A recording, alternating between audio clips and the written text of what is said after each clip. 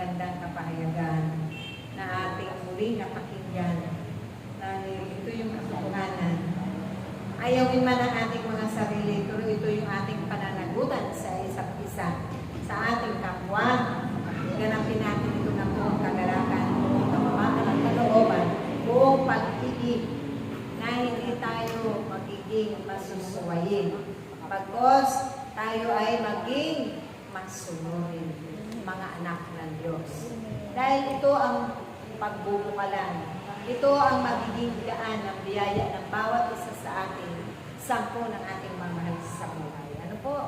Dahil bubuksan ng Diyos ang turuwawan ng langit at ibubus niya ang masaganang biyaya sa bawat buhay natin. Isa lamang po yan sa kanyang pangako. Pananganan natin o panghawakan natin ang kanyang mga pangako ng lahat ang nagtitiwala sa kanya at nananampalataya, nananalig ng buong puso at tumatanggap sa ating Panginoon tunay na biyaya at pagpapala ang ating gantimpala na makakamtan na nagmumula sa kanyang kadakilaan. Dahil ito yung pag-ibig ng Diyos. Ito yung pagpapahalaga ng Diyos sa bawat isa sa atin. Mahalaga tayo sa Diyos. Tayong lahat na makasalanan, ito ang magiging daan upang tayo ay lumabago sa ating mga buhay. Dahil siya ang daan, siya ang katotohanan. Bago man natin marating yung gloria, naroon tayo sa mga pagtitiis, pagsasakripisyo, pag-aalay ng ating buong sarili, buong puso na may kalakip na pag-ibig at kagalakan.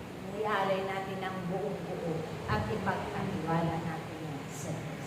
At tiyak yun, mga kapatid, mararating po natin sa kabilang buhay, ang buhay na walang hanggan. Dumaan man tayo sa makipot na pintuan, napakahirap dumaan kung marami tayong mga bagahe pa na bitbit sa ating mga buhay. Pero ang mga nariyan sa ating puso ay ang nananahan dyan si Kristo, tunay at tiyak na madadaanan natin ang makipot na pintuan. Mahirap man, subalit sa himala ng Diyos, makakadaan tayo sa makipot na pintuan. Na ito yung daan ng kaligtasan, patungo doon sa kanyang kaharian. Amen? So, sa bawat mga salita ng ating Panginoon na makapangyarihan, sa Kwaresma ito, pagninilayan po natin ito. Hindi lamang pagninilayan, gawin at pagsumikapan, isang pamuhay ito ayon sa kalooban ng Diyos. Dahil sabi nga, kapag walang gawa ang ating pananampalataya, patay na pananampalataya ang tayo. Amen?